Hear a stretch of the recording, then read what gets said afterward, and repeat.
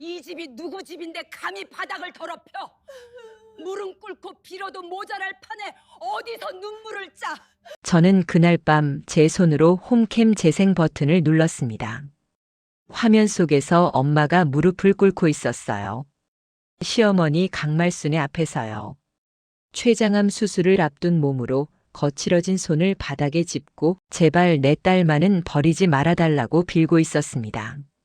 저는 그 순간 7년간 참아왔던 모든 것들이 목구멍까지 치밀어 올랐어요. 손톱을 손바닥에 박아도 진정이 되지 않았습니다. 결혼 첫날부터 시어머니는 말했지요. 이 집은 우리 아들 명이야. 내 아들이 대기업 다니면서 장만한 거라고. 저는 그때 고개를 숙이며 대답했습니다. 네, 어머니. 저는 2555일 동안, 그러니까 결혼 후 7년 동안 착한 며느리 가면을 쓰고 살았습니다. 시어머니가 소리를 질러도, 시누이가 저를 무시해도, 남편이 제 카드로 허풍을 떨어도 참았어요. 왜 참았냐고요? 이 집을 완벽히 제 것으로 만들고 그들을 합법적으로 내보낼 증거를 모으기 위해서였습니다. 하지만 제게도 단 하나 절대 건드리면 안 되는 선이 있었습니다. 바로 제 엄마였지요. 그런데 그들은 제 엄마를 무릎 꿇렸습니다. 출장에서 돌아와 홈캠 영상 속 거실 바닥에 무릎 꿇은 엄마의 모습을 봤을 때 저는 결심했습니다. 이제 끝을 내야겠다고. 제 이야기를 끝까지 들어주세요. 제가 7년간 설계한 복수의 기록을 들려드리겠습니다. 이야기를 시작하기 전에 구독과 좋아요 부탁드립니다. 엄마가 올라오시는 날, 저는 부득이하게 급한 출장이 잡혔습니다. 전날 밤 남편 도진에게 몇 번이나 당부했어요. 여보, 엄마 내일 올라오시잖아. 역까지 마중 좀 나가줘. 부탁이야. 도진은 소파에 누워 게임을 하면서 알았어 라고 대충 대답했지요. 그 순간 불길한 예감이 들었지만 저는 믿고 싶었습니다.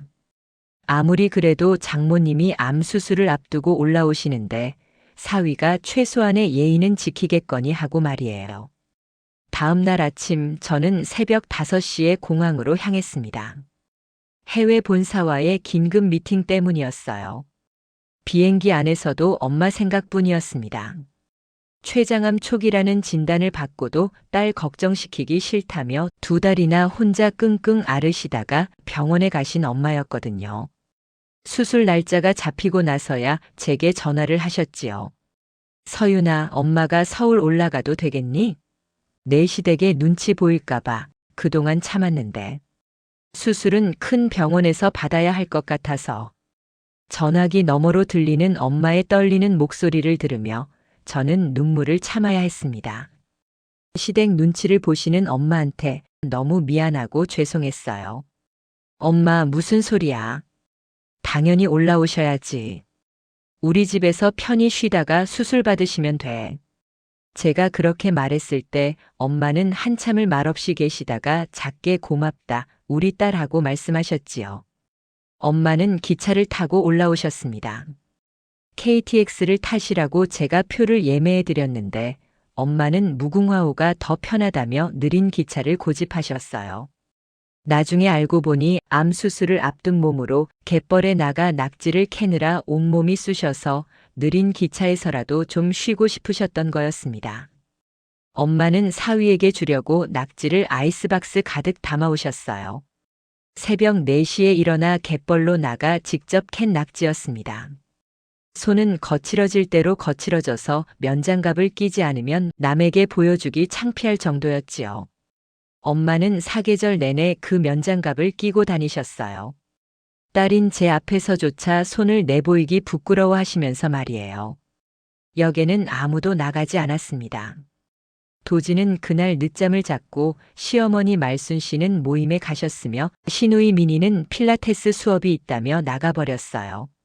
엄마는 무거운 아이스박스를 끌고 혼자 택시를 타고 집까지 오셔야 했습니다. 나중에 엄마에게 전화했을 때 괜찮다, 택시 기사분이 친절하셔서 짐도 들어주시고 그랬다며 웃으시던 목소리가 지금도 귓가에 맴돕니다. 엄마가 현관문을 열고 들어섰을 때 거실 소파에는 시어머니 말순 씨가 앉아 계셨습니다. 드라마를 보고 계시던 말순 씨는 엄마를 보더니 눈살부터 찌푸렸다고 해요. 사돈 오셨어요? 아이고, 뭐 이렇게 짐이 많아요. 우리 집 좁은데 어쩌려고. 엄마는 허리를 굽혀 인사하셨습니다. 안녕하세요, 사돈 어르신. 폐 끼쳐서 죄송합니다. 수술 끝나면 바로 내려갈게요. 하지만 말순 씨는 대답도 없이 다시 TV를 보셨지요. 엄마는 무거운 아이스박스를 부엌으로 옮기려 했습니다. 암 수술을 앞둔 몸으로 그 무거운 짐을 드는 게 얼마나 힘드셨을까요?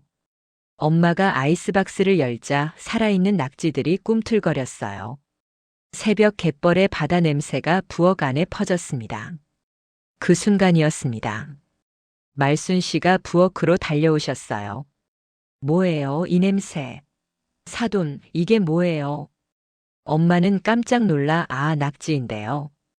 사위 먹이려고 갯벌에서 캔 거예요. 싱싱해요라고 말씀하셨습니다. 하지만 말순 씨의 반응은 차가웠어요. 사돈, 냄새나요. 여기가 어디라고 이런 거 들고 와요? 이 집이 얼마짜리 펜트하우스인 줄 아세요? 비린내 진동하면 옆집에서 뭐라고 하겠어요. 당장 베란다로 치워요. 엄마는 말없이 무거운 아이스박스를 다시 들었습니다. 베란다까지는 거실을 가로질러 가야 했어요. 엄마가 비틀거리며 짐을 옮기는데 말순 씨는 뒤따라오시며 계속 잔소리를 하셨다고 해요. 아이고, 바닥에 물 떨어지잖아요. 이거 수입 대리석인데. 사돈, 조심 좀 하세요. 시골에서는 이런 거 아무렇지 않게 생각하시겠지만 서울은 달라요. 엄마는 그날 베란다 구석에 아이스박스를 놓고 한참을 서 계셨다고 합니다. 새벽부터 갯벌에 나가 정성껏 캔 낙지가 사위에게 잘 보이고 싶어서 무거운 몸을 이끌고 기차에 싣고 온 그 낙지가 이렇게 천대받을 줄은 몰랐다고 하셨어요. 저녁 무렵 출장지에서 엄마에게 전화를 드렸습니다. 엄마, 잘 도착하셨어요? 엄마는 잠시 뜸을 들이시더니 잘 왔다. 걱정 마라 하고 대답하셨지요. 저는 그때 몰랐습니다. 이미 그 첫날부터 모든 비극이 시작되고 있었다는 걸 말이에요. 전화를 끊고 나서 엄마는 베란다에 나가 낙지 아이스박스를 열어보셨답니다. 살아 움직이던 낙지들이 서울의 찬 공기 속에서도 여전히 꿈틀거리고 있었어요. 엄마는 그 낙지들을 쓰다듬으며 중얼거리셨다고 해요. 미안하다. 엄마가 너희를 잘못 데려왔구나. 그날 밤 엄마는 베란다 바닥에 놓인 아이스박스 옆에서 한참을 우셨습니다. 딸에게 짐이 되지 않으려고, 시댁 식구들에게 미움받지 않으려고 그렇게 조심조심 살아오신 엄마였는데요. 그런 엄마를 맞이한 건 차가운 눈빛과 비린내 난다는 핀잔뿐이었습니다. 이건 시작에 불과했습니다. 엄마가 우리 집에 머무신 일주일은 제가 상상조차 못했던 지옥 같은 시간이었거든요. 남편 도진이 회사에서 잘린 지 2년이 되었습니다. 정확히는 권고사직이었어요. 횡령 혐의였지요. 회사 법인카드로 사적인 결제를 했고 업무 관련 예산을 개인 용도로 유용했다는 게 밝혀졌습니다. 회사 측에서는 형사 고발 대신 조용히 나가는 걸로 합의했어요. 그날 저녁 도진은 퇴근 시간이 한참 지나서야 집에 들어왔습니다. 여보, 무슨 일 있어? 제가 물었을 때 도진은 한참을 말이 없다가 회사 그만뒀어. 더 좋은데 제안 들어와서라고 거짓말을 했어요. 저는 이미 진실을 알고 있었지만 모른 척 했습니다. 그때는 아직 이 사람을 믿고 싶었거든요. 그래? 새 회사는 언제 출근해? 제가 조심스럽게 물었을 때 도진은 한두 달 쉬다가 들어가기로 했어. 번아웃도 좀 풀고라고 대답했지요. 한두 달이 석 달이 되었고 석 달이 1년이 되었습니다. 그리고 이제 2년째입니다. 도진은 매일 아침 양복을 입었어요. 시어머니와 시누이 앞에서 출근하는 척을 하기 위해서였습니다. 7시 30분이면 어김없이 넥타이를 매고 현관문을 나섰지요. 시어머니는 아들의 뒷모습을 보며 흐뭇해 하셨어요. 우리 도진이는 대기업 팀장이라 바쁘다니까. 하지만 저는 알고 있었습니다. 도진이 회사가 아니라 동네 카페로 간다는 걸요. 제 신용카드로 아메리카노를 주문하고 노트북을 펼쳐놓고 하루 종일 앉아 있다는 걸 말이에요. 가끔은 PC방에 가서 게임을 하기도 했습니다. 물론 그것도 제 카드였지요. 카드 명세서를 보면 다 나왔어요. 오전 9시 카페 결제, 오후 2시 식당, 오후 4시 또 다른 카페, 저녁 7시 PC방. 마치 회사에 다니는 사람처럼 규칙적인 패턴이었습니다. 저는 그 명세서들을 하나하나 프린트해서 파일에 모아두었어요. 언젠가 필요할 거라고 생각하면서 말이에요. 도진의 거짓말은 집안 곳곳에 스며들어 있었습니다. 시어머니 앞에서는 오늘 중요한 프로젝트 발표가 있어서요. 팀원들 관리하느라 정신없어요라며 대기업 팀장 행세를 했어요. 하지만 제 카드 명세서에는 진실이 그대로 찍혀 있었습니다. 카페 PC방. 그게 도진의 진짜 일과였지요. 엄마가 베란다에서 돌아와 거실에 앉아 계실 때였습니다. 도진이 집으로 돌아와 인사도 없이 소파에 앉아 TV를 켰다고 해요. 엄마가 민망한 마음에 조심스럽게 말을 걸었습니다. 사위, 피곤하겠다.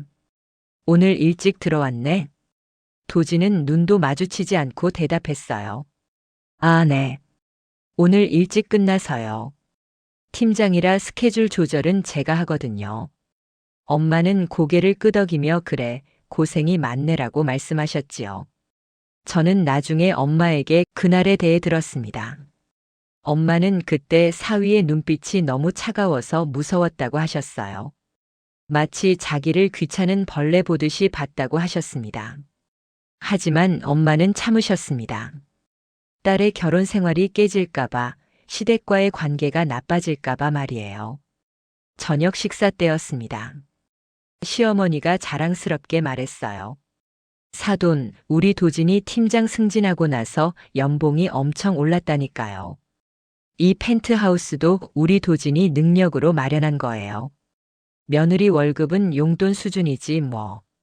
엄마는 그렇구나, 사위가 능력이 있네라고 대답하셨지요. 저는 그 말을 나중에 전해 듣고 가슴이 찢어지는 것 같았습니다. 사실은 제가 7년 동안 허리띠 졸라매며 대출금을 갚았고 도진은 2년째 백수인데 말이에요. 도진은 그날 저녁에도 제 카드로 게임 아이템을 샀습니다. 한정판 스킨이라고 했어요. 결제 금액은 18만 원이었습니다. 제 휴대폰으로 알림이 왔을 때 저는 출장지 호텔 방에서 베개를 움켜쥐었습니다. 그날 밤 엄마가 조심스럽게 전화하셨어요. 서윤아, 사위가 무슨 일 하는지 좀 더 자세히 알려줄 수 있니? 엄마가 사돈 어르신이랑 얘기할 때 잘 모르겠어서. 저는 순간 말문이 막혔습니다. 엄마에게 남편이 백수라는 걸 어떻게 말할 수 있겠어요? 엄마, 그냥 IT 쪽이에요. 복잡해서 설명하기 어려워. 제가 얼버무리자 엄마는 그래, 알았다. 엄마가 괜히 물어봤네라고 하셨지요. 도진은 집에서 엄마를 대할 때도 자기가 대기업 팀장인 것처럼 행동했습니다. 소파에 앉아 노트북을 켜놓고 일을 하는 척 하다가 장모님 물 좀 갖다 주세요. 목 말라요라고 시키기도 했어요. 암 환자인 엄마가 부엌까지 가서 물을 따라오면 아, 차가운 거요. 이거 미지근한데라며 다시 갖다 달라고 했습니다. 마치 진짜 바쁜 사람처럼 행동했지만 노트북 화면에는 게임이 켜져 있었어요. 시어머니는 아들이 집에서 노트북을 보고 있으면 우리 도진이는 집에서도 일해. 워커홀릭이라니까라며 자랑했어요. 엄마는 그 말을 듣고 사위가 성실하네요 라고 맞장구를 쳐야 했습니다. 제가 나중에 출장에서 돌아온 날 도진에게 물었습니다. 여보, 나 없는 동안 장모님은 잘 계셨어? 도진은 그때도 게임을 하면서 대답했어요. 우리 엄마가 알아서 하시던데. 나는 일 바빠서 신경 못 썼어. 그 순간 저는 깨달았습니다. 이 사람은 변할 생각이 없다는 걸요. 아니, 애초에 변할 능력조차 없는 사람이라는 걸 말이에요. 도진의 거짓말은 계속되었고 엄마는 그 거짓말 속에서 일주일을 버텨야 했습니다. 대기업 팀장 사위라는 환상 뒤에 숨은 백수 도박꾼의 냉대를 견디면서 말이에요. 신우이 민희는 31살의 백수였습니다. 자칭 프리랜서 모델이라고 했지만 실제로는 제 카드로 필라테스만 다니는 신세였어요. 결혼도 안 하고 얹혀 사는 지 벌써 3년째였습니다. 처음에는 언니 잠깐만 있다 갈게. 한 달만이라고 했는데 한 달이 1년이 되었고 이제는 아예 자기 집처럼 쓰고 있었지요. 미니의 방은 집에서 가장 햇볕이 잘 드는 곳이었어요. 원래는 제가 서재로 쓰려던 공간이었는데 시어머니가 딸이 시집도 못 가서 불쌍한데 좋은 방 하나 내줘야지라며 우겨서 내준 방이었습니다. 미니는 그 방을 명품 가방과 옷으로 가득 채웠어요. 물론 전부 제 카드로 산 것들이었지요. 엄마가 오시기 전부터 미니는 노골적으로 불편한 기색을 보였습니다. 언니 사돈 어르신은 얼마나 계시는 거예요? 집이 좁은데 불편하잖아요. 미니가 제게 따지듯 물었을 때 저는 차분하게 대답했어요. 수술하고 회복될 때까지만 계실 거야. 일주일 정도. 미니는 입을 삐죽거리며 에이, 일주일이나요? 진짜 오래 계시네라고 중얼거렸습니다. 엄마가 오시고 다음날 저녁 미니는 친구들을 집으로 데려왔어요. 3명의 여자들이 거실에 앉아 와인을 마시며 수다를 떨었습니다. 엄마는 베란다 쪽 작은 방에 계셨는데 미니의 친구들 목소리가 복도까지 들렸다고 해요. 미니야, 근데 저분은 누구야? 한 친구가 물었을 때 미니는 태연하게 대답했습니다. 아, 우리 언니 친정에서 일 도와주러 온 분이야. 가정부 같은 거? 엄마는 그 말을 복도에서 듣고 말았어요. 물을 마시러 나왔다가 우연히 들은 거였지요. 엄마는 그 자리에서 얼어붙었다고 하셨습니다. 자기가 딸 집에서 가정부 취급을 받고 있다는 사실에 충격을 받으셨던 거예요. 다음 날 아침 엄마는 일찍 일어나 식구들 아침 식사를 준비하셨습니다. 수술을 앞둔 몸으로 부엌에 서서 된장찌개를 끓이고 나물을 무치셨어요. 엄마는 평생 텃밭에서 키운 채소로 요리하는 걸 좋아하셨거든요. 시댁 식구들에게 잘 보이고 싶은 마음도 있었을 거예요. 미니가 일어난 건 오전 11시였습니다. 늦잠을 자고 일어나 식탁에 앉더니 엄마가 차려놓은 반찬들을 보며 얼굴을 찌푸렸어요. 어머, 이게 뭐예요? 나물? 저는 이런 거 안 먹어요. 엄마는 당황하셨지요. 아, 미안해. 몰랐네. 그럼 뭐 해줄까? 미니는 손을 내저으며 됐어요. 라고 차갑게 말했다고 해요. 엄마가 내가 뭐 해줄까? 라고 다시 물었지만 미니는 대꾸도 하지 않았어요. 며칠 뒤 미니는 더 노골적으로 엄마를 부리기 시작했습니다. 아줌마, 거기 좀 닦아주세요. 거실 바닥에 먼지 보이는데? 엄마가 기침을 하며 걸레를 들고 바닥을 닦고 있을 때 미니는 소파에 앉아 손톱을 다듬으며 지시했어요. 아줌마, 거기는 수입 대리석이라 결대로 닦아야 돼요. 시골에서는 아무렇게나 닦으시겠지만 여기는 비싼 거니까 조심하셔야 돼요. 엄마는 그 말을 듣고 손이 떨렸다고 하셨습니다. 사돈 처녀가 자기를 아줌마라고 부르는 것도 서러운데 시골 티 내지 말라는 말까지 들으니 자존심이 상했던 거예요. 하지만 엄마는 참으셨습니다. 아, 그래. 조심할게라고 대답하시며 말이에요. 그날 저녁 엄마가 정성껏 나물을 무쳐 놓으셨습니다. 텃밭에서 키운 채소 맛을 내려고 애쓰신 거였어요. 미니는 그 나물을 보더니 사진만 찍었습니다. 인스타용으로 괜찮네요 라며 몇 장 찍고는 맛이 구리다며 그대로 쓰레기통에 버렸어요. 엄마는 그 모습을 부엌 문틈으로 보셨답니다. 새벽부터 일어나 손수 무친 나물이 사진 한 장 찍히고 버려지는 걸 보며 눈물이 났다고 하셨어요. 하지만 울 수도 없었습니다. 거실에는 시어머니와 시누이가 있었고 엄마는 베란다로 나가 참으셨지요. 다음 날 아침 민희는 필라테스를 가면서 엄마께 부탁했어요. 아줌마, 제 방 좀 청소해 주세요. 먼지 쌓였거든요. 아, 그리고 빨래도 좀 개켜주시면 감사하겠어요. 엄마는 응, 알겠다고 대답하셨답니다. 병원에서는 무리하지 말라고 했는데 엄마는 미니의 방을 청소하고 빨래를 개셨습니다. 미니의 방은 엉망이었답니다. 옷가지들이 바닥에 널려 있고 화장품 통들이 침대 위에 굴러다녔어요. 엄마는 하나하나 정리하셨습니다. 허리를 굽히고 일어서기를 반복하시느라 땀이 비 오듯 흘렀다고 해요. 오후에 미니가 돌아왔습니다. 방을 둘러보더니 아, 깨끗하네요. 감사해요, 아줌마라고 말했어요. 그러고는 정성껏 깬 옷들을 휙휙 집어 던지며 옷장에 넣었습니다. 엄마가 1시간 넘게 공들여 갠 옷들이 순식간에 구겨졌지요.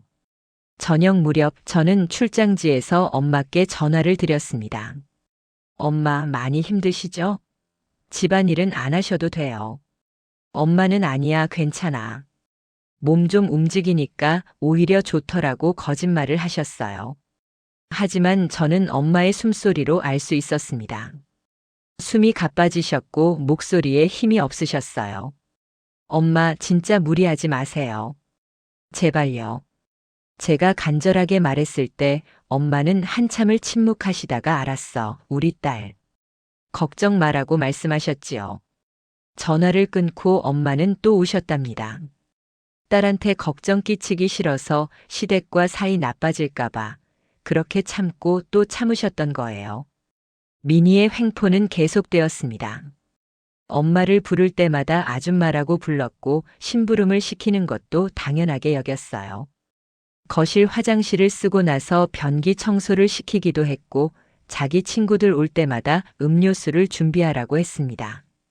엄마는 그 모든 걸 묵묵히 하셨어요. 저는 나중에야 그 모든 사실을 알게 되었습니다. 미니가 엄마를 어떻게 대했는지, 엄마가 얼마나 힘들어 하셨는지 그 모든 게 영상에 고스란히 담겨 있었습니다. 그렇게 미니의 횡포는 계속되었고 엄마의 자존심은 날마다 무너져 갔습니다. 엄마가 우리 집에 오신 지 사흘째 되던 날이었습니다. 시어머니 말순 씨가 엄마를 거실로 부르셨어요. 사돈, 잠깐 얘기 좀 할 게 있어요. 말순 씨의 목소리는 차갑게 가라앉아 있었답니다. 엄마는 무슨 일인가 싶어 거실로 나가셨어요.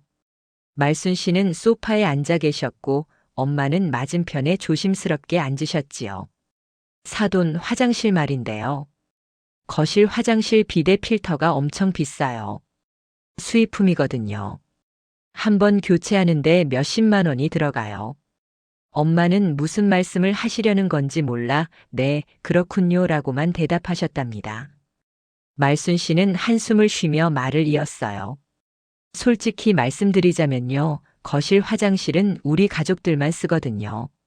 사돈께서는 아래층 상가 화장실 이용하시면 안 될까요? 거기는 공용이라 부담 없잖아요. 엄마는 그 순간 귀를 의심하셨답니다. 암 수술을 앞둔 환자에게 집 화장실을 쓰지 말고 상가 화장실을 이용하라니요. 하지만 엄마는 네, 알겠습니다라고 대답하셨어요. 딸의 시댁과 사이가 나빠질까봐 그저 고개를 숙이신 거였습니다. 그날부터 엄마는 화장실에 가려면 집을 나가야 했습니다. 엘리베이터를 타고 1층으로 내려가서 상가 건물 뒤편에 있는 공용 화장실까지 걸어가셨어요. 10분 정도 걸리는 거리였습니다. 엄마는 췌장암 초기라 소화가 잘 안 되셨어요. 화장실을 자주 가셔야 했는데 그때마다 외투를 입고 집을 나가셨습니다. 겨울이라 바깥 날씨는 추웠고 엄마의 몸은 수술을 앞두고 약해져 있었지요. 어느 날 저녁 남편 도진이 거실 소파에 누워 게임을 하고 있었습니다. 엄마가 외투를 입고 현관으로 향하시는 걸 보고도 도진은 눈길 한 번 주지 않았어요. 엄마가 문을 열고 나가시자 도진은 실실 웃으며 중얼거렸지요. 장모님도 참 부지런하시네. 산책을 그렇게 자주 가시나. 말순 씨도 거들었어요. 그러게 말이야. 사돈이 운동 삼아 다니시는 것 같던데. 건강에는 좋겠다. 그들은 엄마가 왜 집을 나가시는지 뻔히 알면서도 모른 척하며 비웃었던 겁니다. 나중에 그 얘기를 들었을 때 저는 분노로 온몸이 떨렸어요. 엄마는 상가 화장실을 오가며 몇 번이나 계단에서 비틀거리셨답니다. 어지러움 때문이었어요. 한 번은 계단에서 넘어질 뻔하셨는데 지나가던 청소 아주머니가 붙잡아 주셨다고 해요. 괜찮으세요? 안색이 안 좋으신데요. 그 말에 엄마는 괜찮아요. 감사합니다라고 하시며 억지로 웃으셨답니다. 엄마가 우리 집에 오신 지 닷새째 되던 날 더 큰 일이 벌어졌습니다. 엄마는 그날 새벽부터 부엌에 계셨어요. 베란다에 있던 낙지로 낙지탕을 끓이려고 하신 거였습니다. 수술하기 전에 사위한테 맛있는 것을 해주고 싶으셨던 거지요. 암 환자의 몸으로 새벽 5시에 일어나 낙지를 손질하셨어요. 냄비에 낙지와 무, 미나리를 넣고 끓이기 시작하셨습니다. 구수한 낙지탕 냄새가 집안에 퍼졌어요. 엄마는 간을 맞추시며 도진이가 좋아하겠지라고 중얼거리셨지요. 아침 7시쯤 말순 씨가 일어났습니다. 부엌에서 나는 냄새를 맡고 얼굴을 찌푸리며 부엌으로 오셨어요. 사돈, 이게 무슨 냄새예요? 엄마는 조심스럽게 대답하셨어요. 아, 낙지탕이요. 사위 아침으로 끓여줄까 해서요. 말순 씨는 냄비 뚜껑을 열어보시더니 큰 소리로 말했습니다. 아니, 이 비린내가 뭐예요? 아침부터 이런 걸 끓이면 온 집안이 생선 냄새로 진동하잖아요. 옆집에서 뭐라고 하겠어요? 엄마는 당황하셨어요. 죄송해요, 사돈 어르신. 환기시키면 금방 없어질 거예요. 하지만 말순 씨는 멈추지 않았습니다. 금방 없어진다고요? 이 집이 얼마짜리 펜트하우스인데 벽지에 냄새 배면 어떡하려고 그래요? 당장 이거 치워요. 엄마가 하지만 사위 아침 먹을 이라고 말하려는 순간 말순 씨는 냄비를 들어 올렸습니다. 그리고 음식물 쓰레기통으로 가셔서 낙지탕을 쏟아버리셨어요. 엄마는 멍하니 그 광경을 보셨답니다. 새벽부터 2시간 동안 정성껏 끓인 낙지탕이 쓰레기통 속으로 사라지는 걸 말이에요. 뜨거운 국물이 쓰레기통 안에서 김을 뿜어냈습니다. 사돈, 시골에서는 이런 거 아무렇지 않게 생각하시겠지만 서울은 달라요. 특히 이런 고급 아파트에서는 냄새 관리를 철저히 해야 한다고요. 말순 씨는 그렇게 말하고는 거실로 갔어요. 엄마는 부엌에 혼자 남으셨습니다. 쓰레기통에서는 여전히 낙지탕 냄새가 났고 바닥에는 국물이 튀어 낙지 조각 몇 개가 떨어져 있었어요. 엄마는 그 낙지 조각들을 손으로 주우셨답니다. 무릎을 꿇고 바닥에 엎드려 하나하나 주우셨어요. 눈물이 뚝뚝 떨어졌지만 엄마는 소리내어 울지 않으셨습니다. 그때 말순 씨가 다시 부엌으로 왔습니다. 바닥에 무릎 꿇고 앉아 계신 엄마를 보시더니 차갑게 말했어요. 사돈, 거기 수입 대리석인데 물기 닦아요. 얼룩 생기면 큰일 나요. 무릎 꿇고 빌어도 모자랄 판에 왜 질질 짜고 있어요? 엄마는 네, 죄송합니다라고 대답하시며 걸레를 가져와 바닥을 닦으셨답니다. 손이 떨려서 걸레를 제대로 쥘 수도 없었다고 해요. 저는 그날 오후에 엄마께 전화를 드렸습니다. 엄마, 오늘 아침 드셨어요? 엄마는 한참을 침묵하시다가 응, 먹었어. 걱정 마라고 대답하셨어요. 하지만 목소리가 떨리고 있었습니다. 엄마, 무슨 일 있어요? 왜 목소리가 그래요? 제가 다그쳐 물었을 때 엄마는 아무것도 아니야. 그냥 감기 기운이 좀 있나 봐라고 하셨지요. 저는 그때 알았어야 했습니다. 엄마가 거짓말을 하고 계신다는 걸요. 하지만 저는 출장 미팅이 있다는 핑계로 전화를 짧게 끊었어요. 지금 생각하면 그게 너무 후회됩니다. 그날 엄마는 작은 방에서 혼자 우셨답니다. 베개에 얼굴을 묻고 소리 내지 않으려 애쓰며 울었다고 해요. 새벽부터 끓인 낙지탕이 사위 먹이려고 정성껏 만든 음식이 쓰레기통에 버려진 게 너무 억울하고 슬프셨답니다. 하지만 더 견디기 힘들었던 건 그 모욕을 받으면서도 딸한테 말할 수 없다는 거였어요. 말하면 딸이 시댁과 싸울 거고 그러면 결혼 생활이 깨질 거라고 생각하셨던 겁니다. 저는 나중에 홈캠 영상으로 그 모든 걸 봤습니다. 엄마가 바닥에 무릎 꿇고 낙지 조각을 줍는 모습을 말순 씨가 냉정하게 바닥을 닦으라고 지시하는 모습을 말이에요. 엄마의 수술 하루 전날. 저는 그날 오후에 집으로 돌아갈 예정이었어요. 아침 일찍 엄마께 전화를 드렸습니다. 엄마, 오늘 저녁에 들어가요. 내일 아침 일찍 같이 병원 갈게요. 엄마는 그래, 천천히 들어와. 조심해서 오고라고 말씀하셨지요. 하지만 그날 오전 집에서는 제가 상상도 못할 일이 벌어지고 있었습니다. 말순 씨는 아침부터 기분이 좋지 않으셨나 봅니다. 모임에서 친구분과 다툰 일이 있었다고 해요. 집으로 돌아오신 말순 씨는 거실 소파에 앉아 TV를 보고 계셨어요. 엄마는 작은 방에서 조용히 짐을 정리하고 계셨습니다. 내일 입원하면 며칠은 집에 못 올 테니 방을 깨끗이 해두려고 하신 거였지요. 그때였습니다. 말순 씨가 엄마를 불렀어요. 사돈, 나 좀 봐요. 엄마는 거실로 나가셨습니다. 말순 씨는 소파에 앉아 팔짱을 낀 채 엄마를 내려다보고 계셨어요.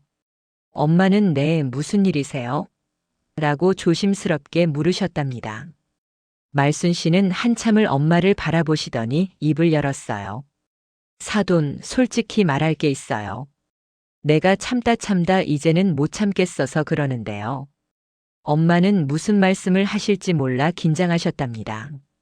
말순 씨는 계속 말을 이어갔어요.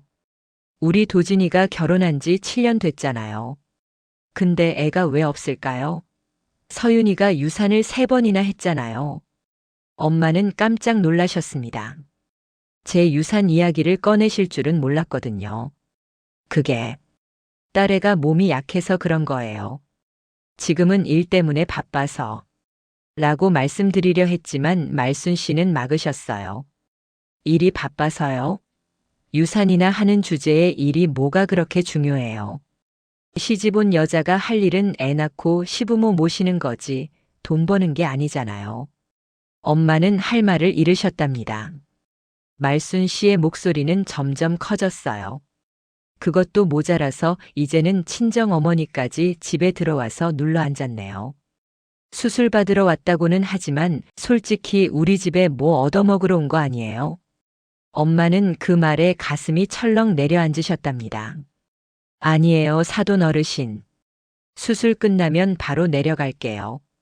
폐 끼쳐서 죄송해요. 엄마는 허리를 굽혀 사과하셨어요. 하지만 말순 씨는 멈추지 않았습니다. 죄송하다고요? 죄송한 줄 알면 애초에 오지를 말았어야죠. 딸려는 유산만 3번 하더니 이젠 늙은 엄마까지 짐이 되러 왔어요. 그 순간 엄마는 눈물이 핑 돌았답니다. 딸년이라는 말, 짐이 되러 왔다는 말이 가슴에 비수처럼 박혔어요. 하지만 엄마는 참으셨습니다. 사돈 어르신, 제가 잘못했어요. 정말 죄송해요. 엄마가 다시 고개를 숙이며 사과했을 때 말순 씨는 자리에서 일어나셨어요. 엄마보다 한 뼘 정도 작으셨지만 그때 말순 씨는 엄마를 내려다보고 계셨답니다. 잘못했다는 건 알아요? 그럼 뭘 어떻게 해야 할지도 알겠네요. 엄마는 무슨 말씀인지 몰라네. 라고 되물으셨어요. 말순 씨는 차갑게 말했습니다. 무릎 꿇어요. 진심으로 사과하는 거면 무릎부터 꿇어야죠. 엄마는 그 말을 듣고 온몸이 얼어붙으셨답니다. 무릎을 꿇으라니요. 환갑이 넘은 나이에 암 환자의 몸으로 사돈 앞에서 무릎을 꿇으라는 거였어요. 왜요? 못해요? 그럼 나가서 따님한테 전화해봐요. 엄마가 시어머니한테 무례하게 굴어서 쫓겨났다고 말해봐요. 그러면 따님이 얼마나 속상해할지 한번 봐요. 말순 씨의 협박이었습니다. 엄마는 떨리는 다리로 천천히 무릎을 꿇으셨어요. 거실 바닥은 차갑고 딱딱했습니다. 엄마의 무릎이 바닥에 닿는 순간 눈물이 주르륵 흘러내렸답니다. 말순 씨는 엄마 앞에 서서 내려다보셨어요. 이제 말해봐요. 뭐라고 해야 하는지 알죠? 엄마는 목이 메었지만 간신히 입을 열었어요. 죄송합니다, 사돈 어르신. 폐를 끼쳐서 죄송합니다. 그게 다예요? 진짜 하고 싶은 말은 따로 있잖아요. 엄마는 한참을 망설이시다가 떨리는 목소리로 말씀하셨답니다. 제발, 내 딸만은 버리지 말아주세요. 제가 잘못했어요. 딸에는 잘못이 없어요. 제발 부탁드립니다. 엄마는 그렇게 말하며 바닥에 이마를 대고 절을 하셨어요. 말순 씨의 발 앞에서 환갑이 넘은 나이에 딸의 결혼 생활을 지키기 위해 조아린 거였습니다. 말순 씨는 한참을 그 모습을 내려다보다가 일어나요. 보기 흉하게라고 말하고는 자기 방으로 들어가셨어요. 엄마는 거실 바닥에 무릎을 꿇은 채로 한참을 움직이지 못하셨답니다. 무릎이 아파서가 아니라 마음이 너무 아파서였어요. 딸을 위해 참고 또 참았는데 결국 무릎까지 꿇어야 하는 자신이 너무 비참하고 서러웠답니다. 엄마는 작은 방으로 돌아가 베개에 얼굴을 묻고 울었어요. 소리내어 울지는 못했습니다. 민이나 도진이 들을까봐 이불을 뒤집어 쓰고 숨죽여 우셨지요. 그날 저녁 7시 저는 출장에서 돌아왔습니다. 현관문을 열고 들어섰을 때 집안 분위기가 이상했어요. 너무 조용했습니다. 거실에는 말순 씨와 민이가 나란히 앉아 TV를 보고 있었고 도진은 방에서 게임을 하고 있었어요. 다녀왔습니다. 제가 인사를 했을 때 말순 씨는 눈도 마주치지 않고 왔어라고만 하셨어요. 민이도 고개만 까닥했습니다. 뭔가 이상했어요. 평소 같았으면 언니 출장 어땠어? 선물은? 하고 물어봤을 텐데 그날은 아무 말도 없었거든요. 저는 작은 방으로 가서 엄마를 찾았습니다. 엄마는 침대에 누워 계셨어요. 엄마, 저 왔어요. 제가 다가가자 엄마는 황급히 일어나 앉으셨습니다. 서윤아. 잘 다녀왔니? 엄마의 눈이 빨갛게 부어 있었어요. 엄마 우셨어요? 눈이 왜 이래? 제가 물었을 때 엄마는 힘없이 대답하셨어요. 아니야, 그냥 좀 졸았더니 그런가 봐. 저는 엄마의 손을 잡았습니다. 손이 차가웠어요. 엄마 무슨 일 있었어요? 얼굴이 안 좋으신데. 엄마는 고개를 저으시며 아무것도 아니야. 내일 수술 때문에 좀 긴장돼서 그래. 걱정 말라고 하셨지요. 저는 엄마가 거짓말을 하고 계신다는 걸 느꼈습니다. 하지만 억지로 캐물을 수는 없었어요. 엄마가 말하고 싶지 않으신 것 같았거든요. 엄마, 내일 아침 일찍 병원 가야 하니까 일찍 주무세요. 제가 다 챙겨 놓을게요. 엄마는 고개를 끄덕이셨습니다. 제가 방을 나서려는데 엄마가 제 이름을 불렀어요. 서윤아. 네, 엄마. 아무것도 아니야. 고맙다, 우리 딸. 저는 그때라도 알았어야 했습니다. 엄마가 무슨 일을 겪으셨는지, 얼마나 힘드셨는지 말이에요. 하지만 저는 내일 수술만 생각하며 방문을 닫았습니다. 일단은 수술이 먼저였으니까요. 엄마를 살리는 게 먼저였습니다. 하지만 저는 몰랐어요. 그날 엄마가 무릎을 꿇으셨다는 걸, 말순 씨 앞에서 용서를 빌며 제 결혼 생활을 지켜달라고 애원하셨다는 걸 말이에요. 그 모든 진실은 다음 날 홈캠 영상을 통해 알게 될 일이었습니다. 다음 날 아침 6시 저는 엄마와 함께 병원으로 향했습니다. 입원 수속을 마치고 병실에 엄마를 모셨어요. 엄마는 병원 침대에 누우시면서도 서윤아, 너 회사 가야 하는 거 아니니? 엄마는 괜찮으니까 가봐라고 하셨습니다. 저는 엄마 오늘은 휴가 냈어요. 수술 끝날 때까지 있을게요라고 대답했지요. 수술은 오후 2시에 시작되었습니다. 4시간이 걸렸어요. 저는 수술실 앞 대기실에서 초조하게 기다렸습니다. 엄마 생각만 하며 시간을 보냈지요. 오후 6시 수술이 끝났습니다. 의사 선생님이 나오셨어요. 수술 잘 끝났습니다. 다행히 전이는 없었고 회복만 잘하시면 될 것 같습니다. 저는 그제야 안도의 한숨을 내쉬었습니다. 엄마는 회복실로 옮겨지셨어요. 마취에서 깨어나신 엄마는 저를 보시더니 희미하게 웃으셨습니다. 서윤아, 엄마 괜찮아. 저는 엄마의 손을 꽉 잡았어요. 네, 엄마. 수술 잘 끝났어요. 이제 괜찮아요. 밤 9시쯤 엄마가 완전히 잠드신 걸 확인하고 저는 집으로 돌아왔습니다. 현관문을 열고 들어섰을 때 집은 조용했습니다. 말순 씨는 방에 계셨고 민희도 자기 방에 있었어요. 도진은 거실 소파에서 게임을 하고 있었습니다. 장모님 수술 잘 끝났어? 도진이 눈도 마주치지 않고 물었어요. 응, 잘 끝났어라고 대답하고 저는 안방으로 들어갔습니다. 샤워를 하고 나와 침대에 앉았어요. 그때 문득 생각이 났습니다. 일주일 동안 집에 없었으니 혹시 모를 일이 있었을 수도 있겠다고요. 저는 거실에 설치해둔 홈캠을 확인하기로 했습니다. 홈캠은 반려견을 키우면서 설치했던 거예요. 집을 비울 때 강아지가 잘 있는지 확인하려고 달아뒀는데 강아지가 죽고 나서도 그냥 놔뒀었습니다. 평소에는 확인도 안 했지만 그날은 왠지 봐야 할 것 같았어요. 노트북을 켜고 홈캠 앱에 접속했습니다. 일주일치 녹화 영상이 저장되어 있었어요. 저는 엄마가 오신 첫날부터 영상을 재생했습니다. 첫날 엄마가 무거운 아이스박스를 끌고 현관으로 들어오시는 장면이 보였어요. 혼자서 말이에요. 역에 아무도 마중 나가지 않았던 겁니다. 엄마는 비틀거리며 아이스박스를 부엌으로 옮기셨지요. 그리고 말순 씨가 부엌으로 오셨어요. 사돈, 이게 뭐예요? 냄새나요?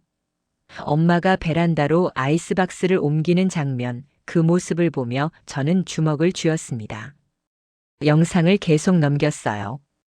이틀째 민희가 엄마를 아줌마라고 부르는 장면이 나왔습니다. 친구들에게 집 도와주시는 분이라고 소개하는 장면도 보였어요. 엄마가 과일을 깎아 나르시는 모습, 민희의 방을 청소하시는 모습이 차례로 재생되었습니다. 셋째 날 엄마가 외투를 입고 집을 나가시는 장면이 반복해서 나왔어요. 화장실 때문이었구나. 저는 그제야 깨달았습니다. 말순 씨가 화장실 사용을 금지했던 거였어요. 엄마는 하루에 5-6번씩 외투를 입고 나갔다 들어오셨습니다. 넷째 날 새벽 엄마가 부엌에서 낙지탕을 끓이시는 장면이 나왔습니다. 2시간 동안 정성껏 끓이신 낙지탕을 말순 씨가 쓰레기통에 쏟아버리는 장면을 보았어요. 엄마가 바닥에 무릎 꿇고 낙지 조각을 줍는 모습, 말순 씨가 무릎 꿇고 빌어도 모자랄 판에 왜 질질 짜고 있어요 라고 말하는 장면까지 다 보였습니다. 저는 영상을 보다가 노트북을 덮고 싶었어요. 하지만 참았습니다. 끝까지 봐야 했으니까요. 그리고 마지막 날 수술 전날의 영상이 재생되었습니다. 오전 10시쯤 말순 씨가 엄마를 거실로 부르는 장면이 나왔어요. 저는 볼륨을 높였습니다. 말순 씨가 계속 말했어요. 딸려는 유산만 3번 하더니 이젠 늙은 엄마까지 짐이 되러 왔어요. 저는 그 순간 숨이 막혔습니다. 딸년이라니요. 짐이 되러 왔다니요. 영상은 계속되었습니다. 말순 씨가 무릎 꿇어요. 진심으로 사과하는 거면 무릎부터 꿇어야죠 라고 말하는 장면, 엄마가 떨리는 다리로 무릎을 꿇는 장면이 보였어요. 제발, 내 딸만은 버리지 말아주세요. 엄마의 떨리는 목소리가 스피커를 통해 들려왔습니다. 제가 잘못했어요. 딸에는 잘못이 없어요. 제발 부탁드립니다.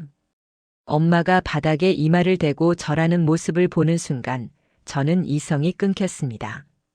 노트북 화면을 보며 눈물이 주르륵 흘러내렸어요. 분노와 슬픔과 죄책감이 동시에 밀려왔습니다. 7년 동안 제가 참아온 이유가 무엇이었나요? 가정을 지키기 위해서?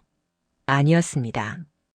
이 집을 완벽히 제 것으로 만들고 저들을 합법적으로 거리로 내몰기 위해서였어요.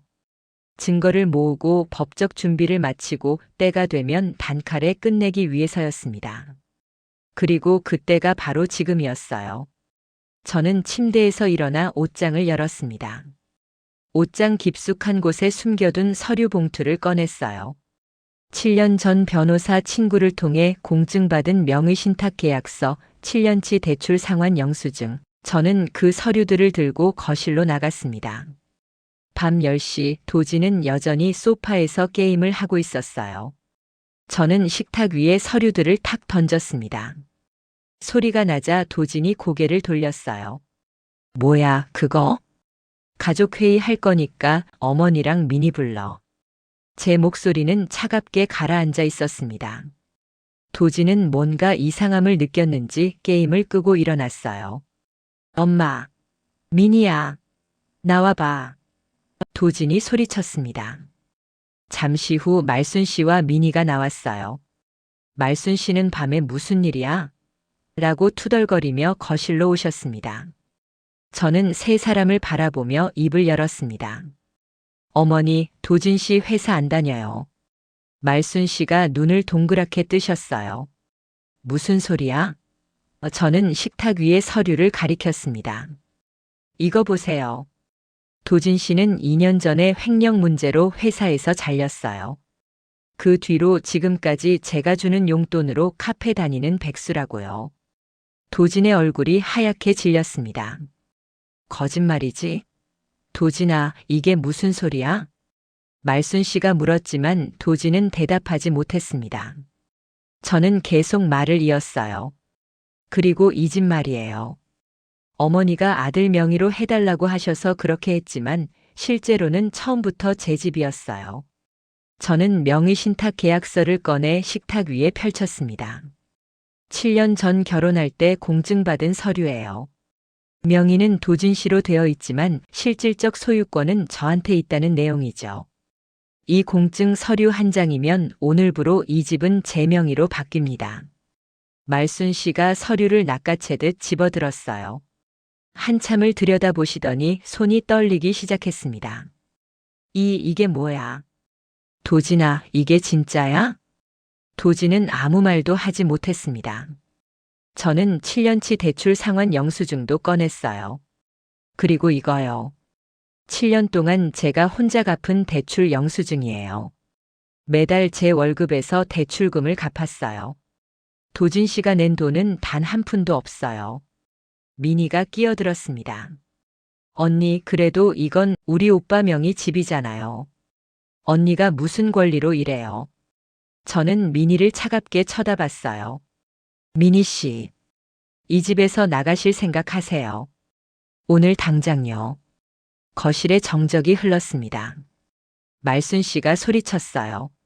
뭐? 우리 보고 나가라고? 이게 무슨 소리야? 이 집은 우리 아들 집이라고. 저는 침착하게 대답했습니다. 어머니, 법적으로는 제 집이에요. 그리고 더 이상 참지 않을 거예요. 7년 동안 충분히 참았어요. 그날 밤 집안은 난리가 났습니다. 하지만 저는 단 한 발짝도 물러서지 않았어요. 이제 복수가 시작되는 거였습니다. 그날 밤 가족회의는 새벽 2시까지 이어졌습니다. 말순 씨는 울고불고 난리를 쳤어요. 이게 무슨 짓이야? 시어머니한테 이럴 수 있어? 7년 동안 며느리로 살면서 은혜를 원수로 갚냐? 하지만 저는 한 발짝도 물러서지 않았습니다. 은혜요? 내 엄마를 화장실도 못 쓰게 하고 무릎 꿇린 게 은혜예요? 말순 씨의 얼굴이 굳었어요. 그게 사돈이 먼저. 저는 노트북을 켜서 홈캠 영상을 틀었어요. 직접 보실래요? 제 엄마가 뭘 했는지, 본인이 뭘 하셨는지. 엄마가 무릎 꿇는 장면이 화면에 재생되었습니다. 말순 씨의 얼굴이 창백해지셨어요. 도진과 민희도 말없이 화면을 바라봤습니다. 내일 아침까지 짐 싸세요. 세 사람 다요. 제 말에 도진이 벌떡 일어났습니다. 야, 너 미쳤어? 이건 우리 집이야.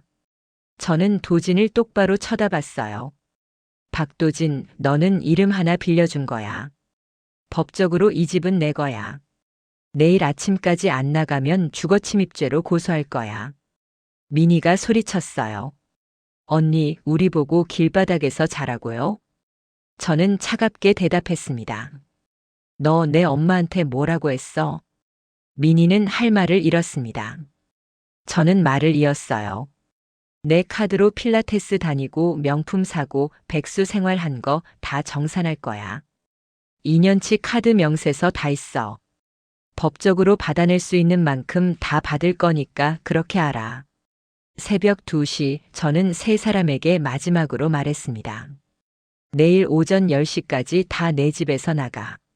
안 나가면 내가 직접 내보낼 거니까.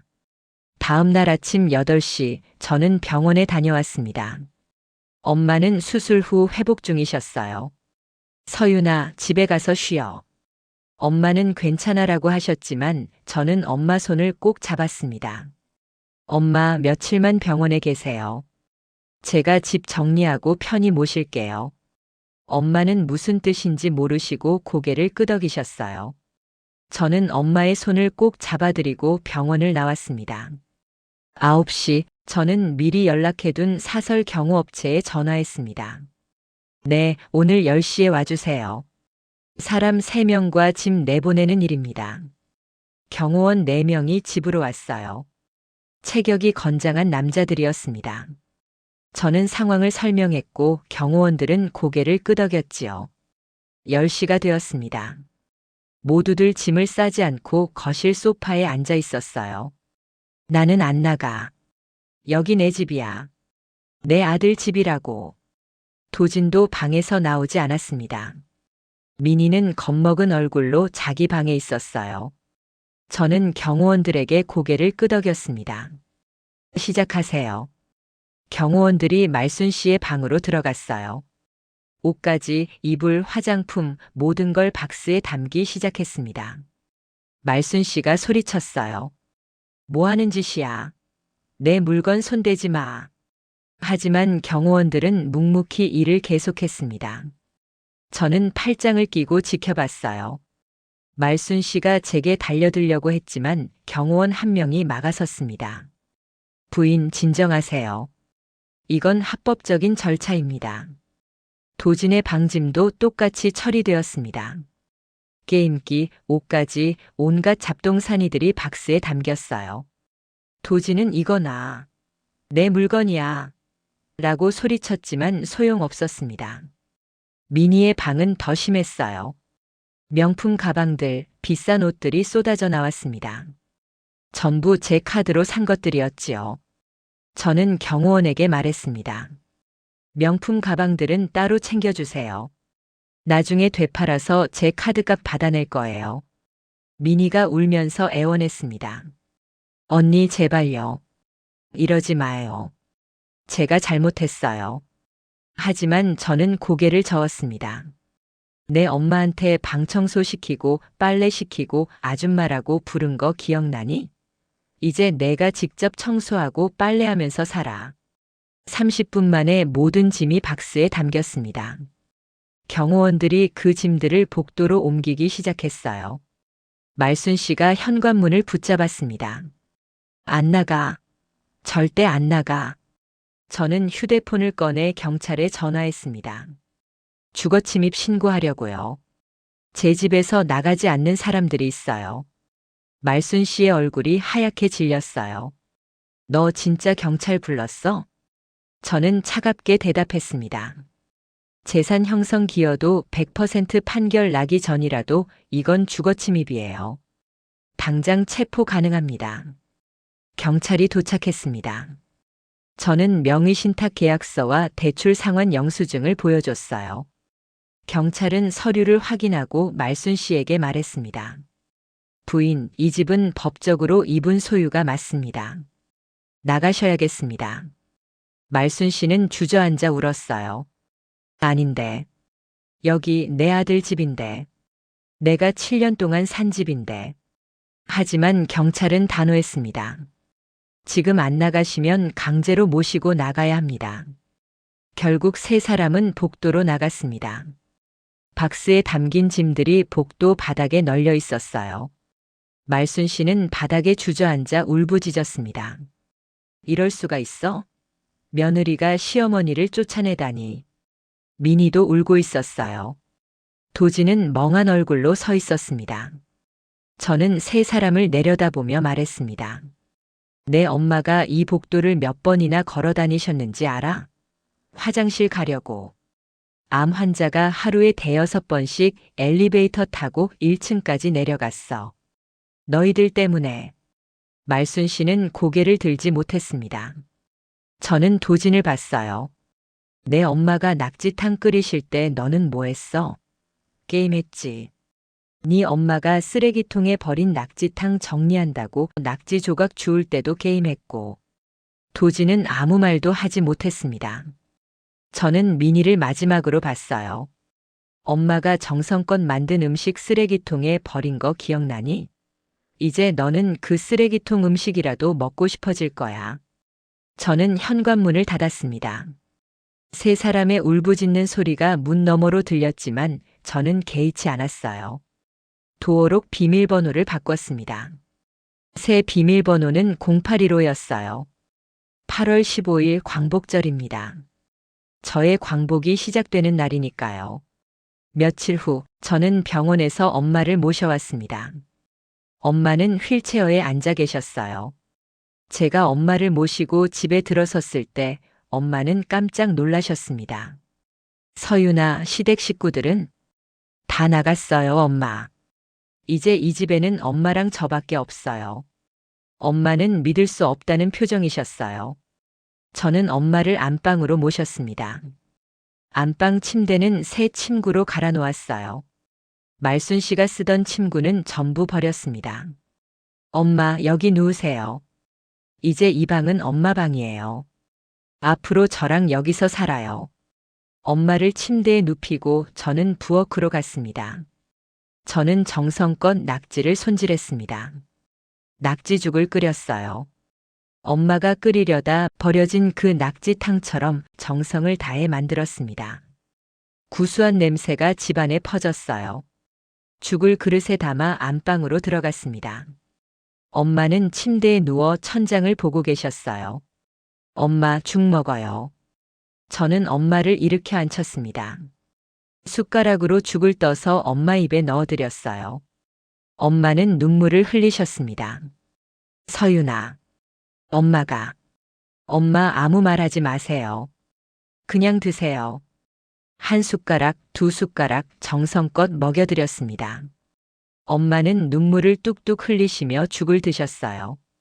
다 드시고 나서 저는 엄마 손을 잡았습니다.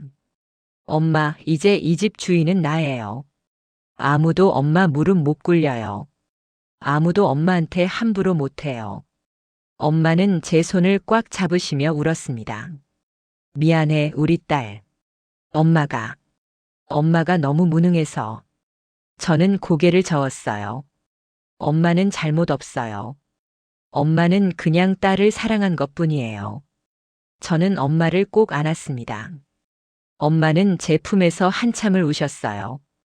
일주일 동안 삼켰던 서러움을 그날 밤 다 쏟아내셨습니다. 그날 밤 저는 엄마 옆에 누워 잠들었습니다. 엄마의 손을 잡고요. 다음 날 아침 저는 일찍 일어나 엄마 아침을 준비했습니다. 부드러운 미역국과 흰죽을 끓였어요.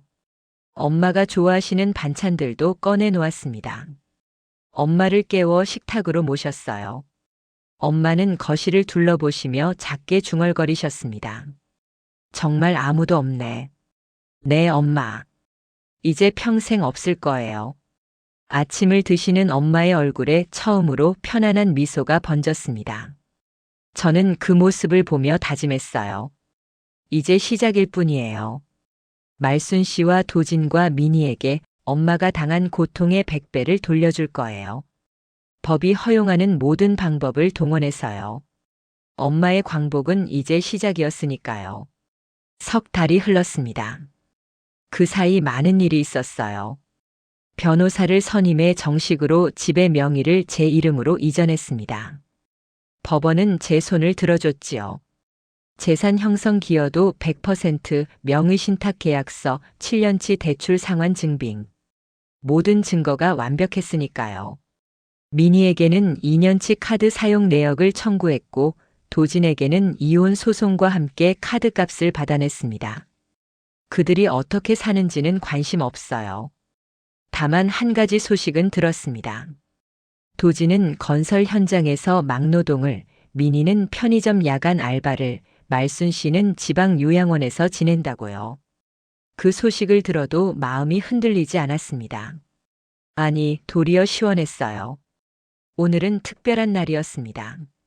엄마의 암 완치 판정을 받은 날이거든요. 병원에서 돌아오는 길 엄마는 계속 웃으셨어요. 서윤아, 엄마 이제 완전히 나았대. 저는 엄마 손을 꼭 잡았습니다. 엄마 축하해요. 오늘 제가 맛있는 거 해드릴게요. 집에 돌아와 부엌에 섰습니다. 엄마가 좋아하시는 된장찌개를 끓이기로 했어요. 호박, 감자, 두부, 버섯을 듬뿍 넣고 구수하게 끓였습니다. 갑자기 현관 초인종이 울렸습니다. 누구지?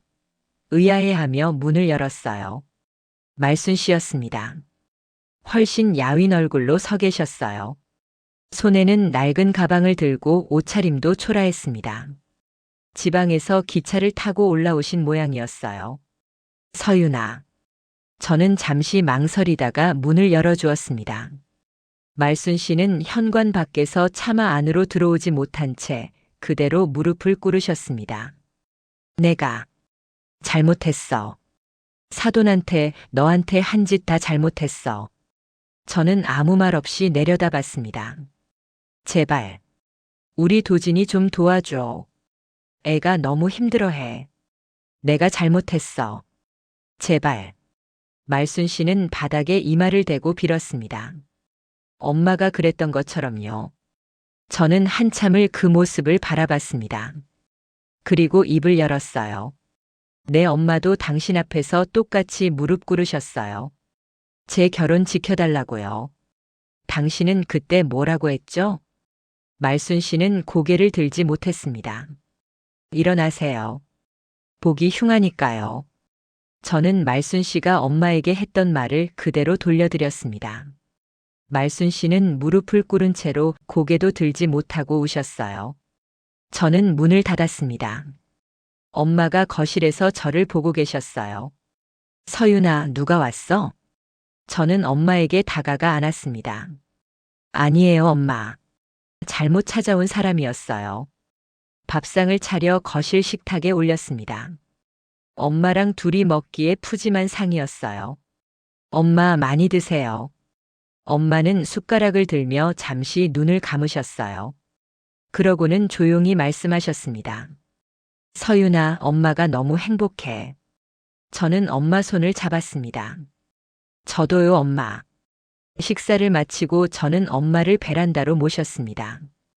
펜트하우스 베란다에서 보이는 야경은 정말 아름다웠어요. 강물이 반짝이고 도시의 불빛들이 반짝였습니다. 와인 2잔을 준비했어요. 오늘은 특별한 날이니까요. 엄마 완치 축하해요. 우리는 잔을 부딪혔습니다. 와인을 한 모금 마시며 저는 엄마를 바라봤어요. 엄마는 야경을 보며 평화로운 표정을 짓고 계셨습니다. 서윤아. 고맙다 우리 딸. 저는 엄마 어깨에 머리를 기댔습니다. 시원한 바람이 불어왔어요. 7년 동안 참고 견뎌온 시간이 헛되지 않았습니다. 엄마는 이제 무릎 꿇지 않아도 되고 저는 진짜 웃을 수 있게 되었으니까요. 그날 밤 엄마는 안방에서 편히 주무셨습니다. 저는 옆방에서 엄마의 고른 숨소리를 들으며 잠들었어요. 제 싸움은 끝났지만 이제 시작하시는 분들도 계실 거예요. 혹시 지금 참고 계신가요? 혹시 무릎 꿇을까 봐 두려우신가요? 저는 7년을 기다렸습니다. 준비했고 증거를 모았고 때를 기다렸어요. 그리고 결국 이겼습니다. 쓰레기는 쓰레기통으로 돌아갑니다. 그게 세상의 이치예요. 참는 게 미덕이 아닐 때가 있습니다. 당신의 행복은 지켜져야 합니다. 여러분 모두 꼭 행복하세요. 여기까지 감성 라디오와 함께 오신 여러분 참 고맙습니다. 오늘의 이야기가 마음에 스며들었다면 구독과 좋아요로 작은 인사를 남겨주세요. 여러분의 조용한 응원이 저에게 큰 위안이 됩니다. 감사합니다. 구독과 좋아요 부탁드려요.